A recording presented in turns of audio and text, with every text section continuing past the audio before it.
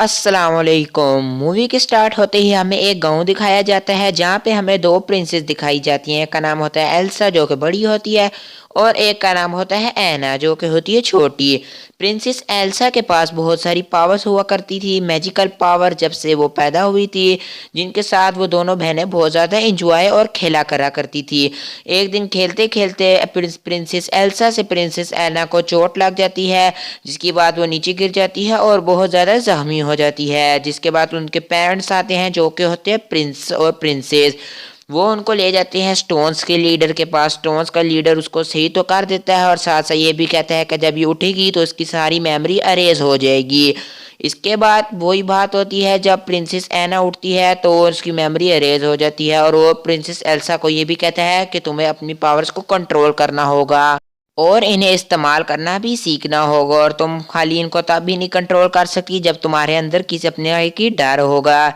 इसके बाद प्रिंसेस कहता है मैं प्रिंसेस एल्सा को एक कमरे में बंद करूंगा और उसको, ताकि वो अपनी सारी पावर्स को कंट्रोल करना सीख सके और किसी को नुकसान भी ना हो।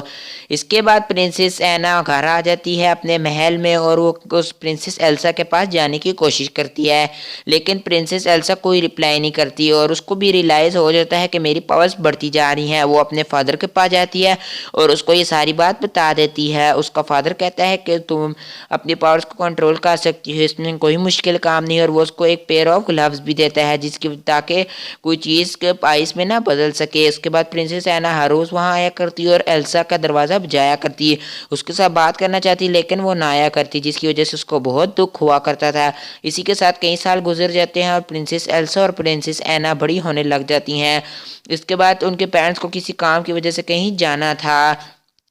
जब वो जा रहे होते हैं तो रास्ते में तूफान आ जाता है, जिसकी वजह से जहाज डूब जाता है और उनकी पेरेंट्स की डेथ हो जाती है। इसके बाद ये फैसला होता है कि एल्सा को किंगडम की क्वीन बनाया जाएगा और लोग बाहर से आना शुरू हो जाते हैं कैसल की तरफ। वहाँ पे एक आदमी था जो कि राज जानना चाहता था कि कैसल इतने सालों से क्यों बंद है, और इस वजह से वो वहाँ पे आ जाता है, जिसका नाम होता है ड्यूक। इसके बाद हमें कैसल के अंदर का सीन दिखाया जाता है जहाँ पे ऐना बहुत खुश होती है कि वो बहुत सारे अब दोस्त बनाएगी और लोगों से मिलेगी, क्योंकि ये पहली बार इस तरह हो रहा था। इसके बाद ऐना बहुत खुश होती है और तैयार हो जाती है, जहाँ पे एल्सा डर रही होती है कि लोगों को उसकी पावर्स का पता न चल जाए, और वो अपने डर पे काबू रखने की भी कोशिश करती है।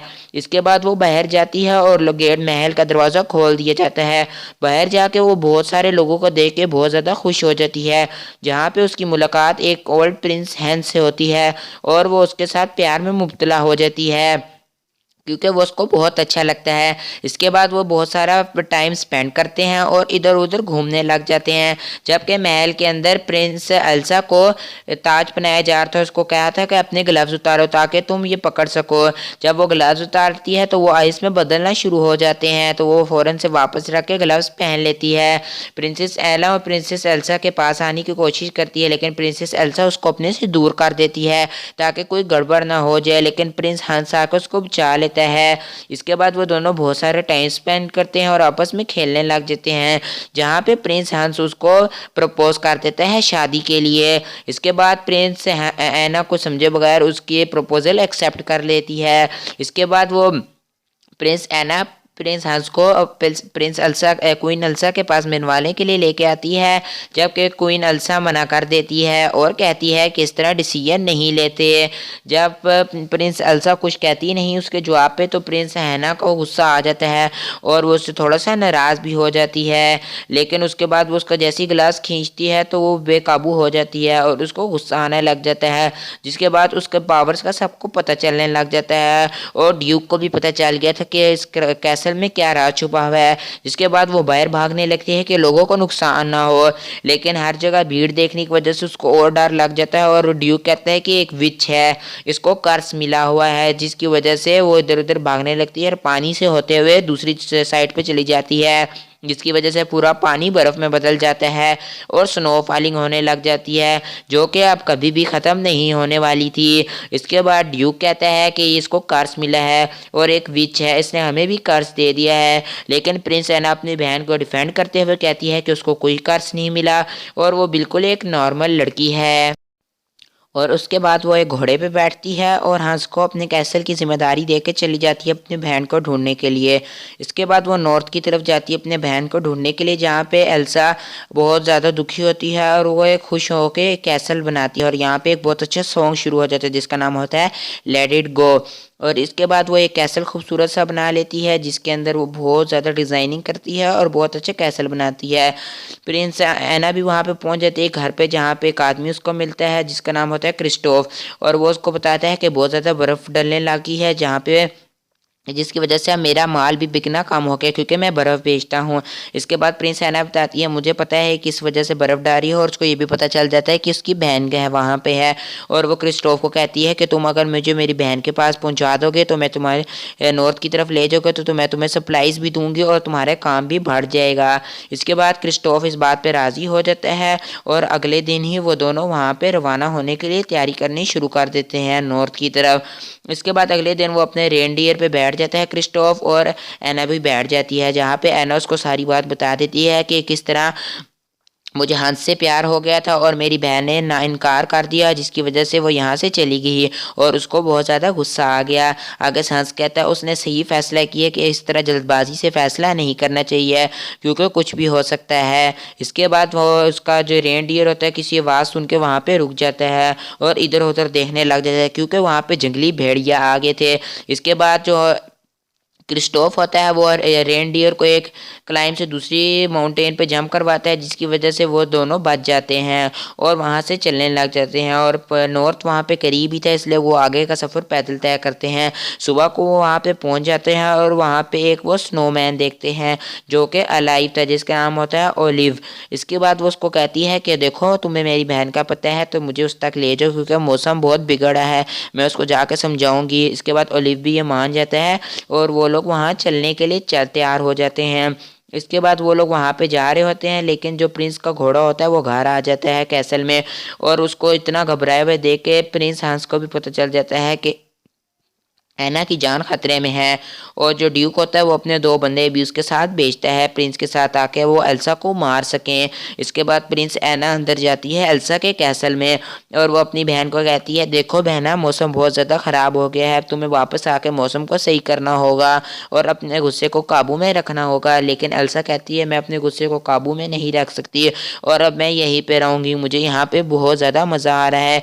लेकिन एना उसको बहुत मनाने की कोशिश करती है लेकिन उसको पुरानी बातें याद आने लग जाती है और वो फिर गुस्से में आ जाती है जिसकी वजह से एना हर्ट हो जाती है और उसको दिल में जाके एक कांच का टुकड़ा सा लगता है। जिसके बाद क्रिस्टोफ आता है और उसको कहता है कि बाहर आ जाओ हम यहाँ से चलते हैं, लेकिन एना कहती है मैं अपनी बहन को लिए बगैर नहीं जाऊँगी।